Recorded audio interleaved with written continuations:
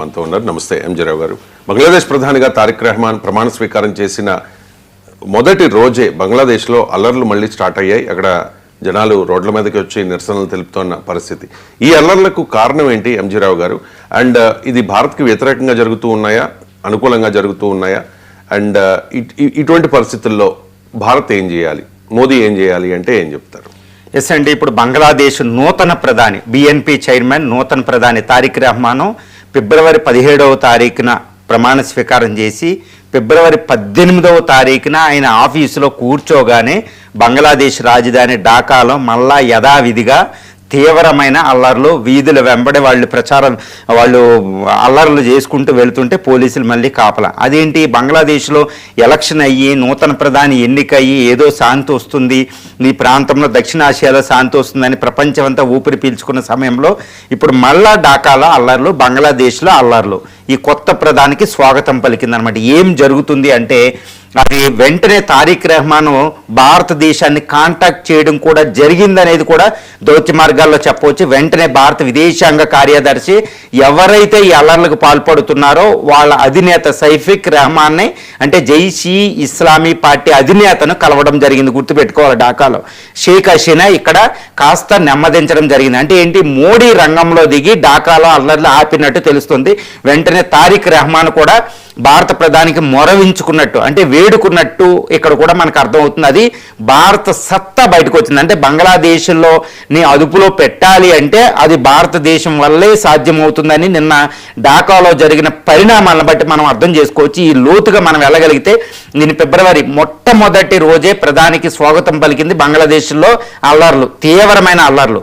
ఈ అల్లర్లకి నాయకత్వం వహించింది ఎవరంటే జైషీ జమాయిత్ ఈ ఇస్లామీ పార్టీ, దాని కూటమి ఇస్లామిక్ పార్టీలు, అదేవిధంగా నేషనలిస్ట్ సిటిజన్ పార్టీ.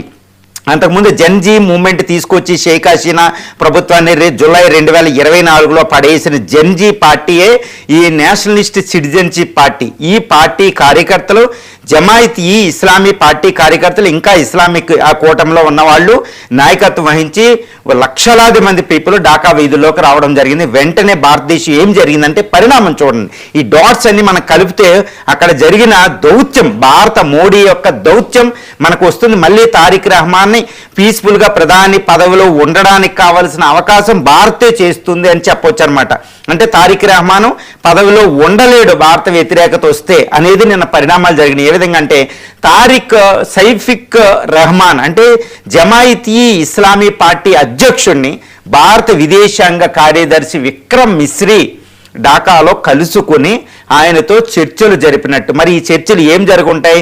ఇప్పుడు బంగ్లాదేశ్లో ప్రభుత్వం వచ్చింది, మీరు అపోజిషన్ పార్టీలోకి వచ్చారు కాబట్టి భారత్తో సంబంధాలు పెట్టుకోండి, అదేవిధంగా తారిక్ రెహమాన్ని ప్రశాంతంగా పదవిలో ఉంచండి. మళ్ళీ మీరు అల్లర్లకు వెళ్తే, మళ్ళీ అల్లర్లు వస్తే బంగ్లాదేశ్ తట్టుకోలేదని విక్రమ్ మిశ్రీ చాలా తీవ్రమైన స్వరం వినిపిస్తూ భారతదేశంతో సంబంధాలు పెట్టుకోండి, మీ పార్టీని కూడా మేము ఆదరిస్తాం, ఒకప్పుడులాగా పక్కన పెట్టమని విక్రమ్ మిశ్రీ గారు చెప్పడం. అంటే అవుట్ రీచ్ టు ద జమాయిత్ ఈ ఇస్లామీ పార్టీ మెయిన్ అపోజిషన్. అదొకటి పనిచేసాం.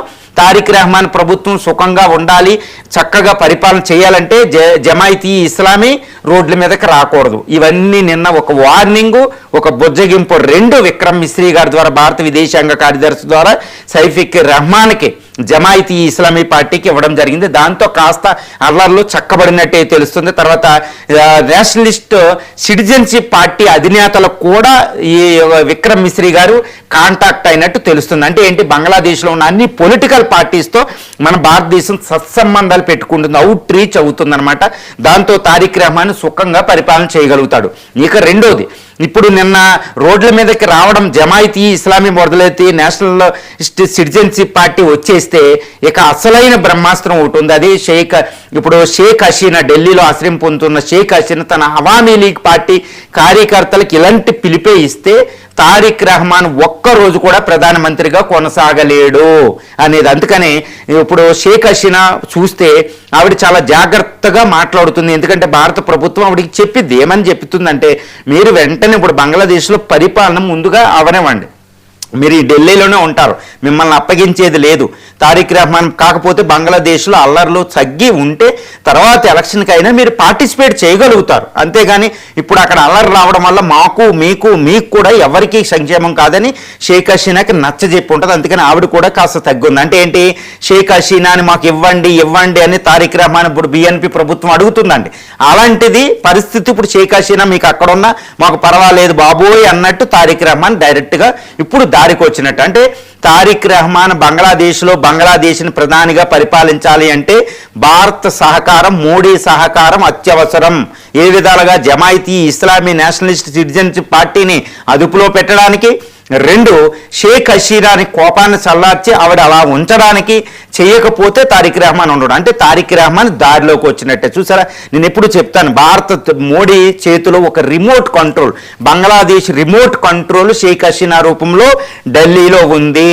కాబట్టే తారిక్ రహమాన్ ఇప్పుడు భారత వ్యతిరేక అయినా ఆయన చైనాకి పాకిస్తాన్కి సపోర్ట్ చేయలేడు. భారతదేశ పర్యటనకే ఆయన మొట్టమొదటిగా వస్తున్నాడు. ఇవన్నీ జరిగే పరిణామం మధ్యలోనే మన భారత ప్రధాని నరేంద్ర మోడీ గారు తారిక్ రహమాన్ని ఫ్యామిలీతో సహా ఇండియా విజిట్ చేయండి, మనం సంబంధాలు పునరుద్ధరించుకుంటాం. చూడండి, ఒక అద్భుతమైన దౌత్యం ఏ విధంగా అక్కడ జరుగుతుందో చూడండి. ఇదంతా హిడెన్గా జరుగుతూ ఉంటుందన్నమాట. మన పరిణామాలు చూస్తే విక్రమ్ మిస్త్రీ జమాయితీ చీఫ్ని కలవడం, నేషనలిస్ట్ సిటిజన్షిప్ పార్టీలకి అవుట్ రీచ్ అవ్వడం, తారిక్ రహమాన్కి ఆహ్వానం వెళ్ళడం, తర్వాత భారత లోక్సభ స్పీకరు అదేవిధంగా విక్రమ్ మిశ్రీ అక్కడ ప్రమాణ స్వీకారానికి అటెండ్ అవ్వడం, అక్కడ కూడా భారత ప్రధాని రాకపోయేటప్పటికి పాకిస్తాన్ ప్రధాని రాలేదు, చైనా నుంచి కూడా మామూలు వాళ్ళు వచ్చారు. భారత లోక్సభ స్పీకరే చాలా పెద్ద నేతగా చెప్పుకోవచ్చు అనమాట. ఆ విధంగా బంగ్లాదేశ్ పరిణామాలు ఏ విధంగా సంభవిస్తున్నాయి చూడండి. వీటిని మనం ఉపేక్షించామంటే తర్వాత జరిగే పరిణామాలను చూడలేం. అదే తారిక్ రహమాన్ ఇండియా వస్తున్నారు. భారత్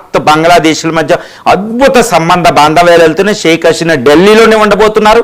తారిక్ రహమాన్ భారత వ్యతిరేకగా పనిచేయరు.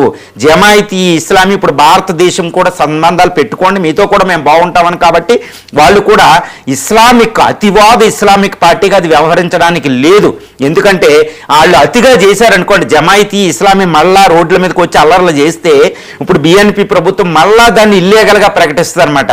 కాబట్టి ఇప్పుడే ఏదో ఎన్నికలకు వచ్చారు, మళ్ళీ ఏదో పార్లమెంట్లో పాల్గొనండి, ఏది జతియా సంసద్లో, లేదా మళ్ళా బ్యాన్ విధించారు అంటే జమాయితీ ఇస్లాం పట్టి మళ్ళీ ప్రజాస్వామ్య ఎన్నికలకు ఉండదు అని వార్నింగ్ నిన్న వెళ్ళిందండి. చాలా తీవ్రం, వాళ్ళు ఇష్టం వచ్చినట్టు చేయడానికి ఉండదు. కాబట్టి బంగ్లాదేశ్ పూర్తిగా మోడీ కంట్రోల్లో ఉందని ఇప్పుడు మనం చెప్పొచ్చు. రైట్. ఇక పాకిస్తాన్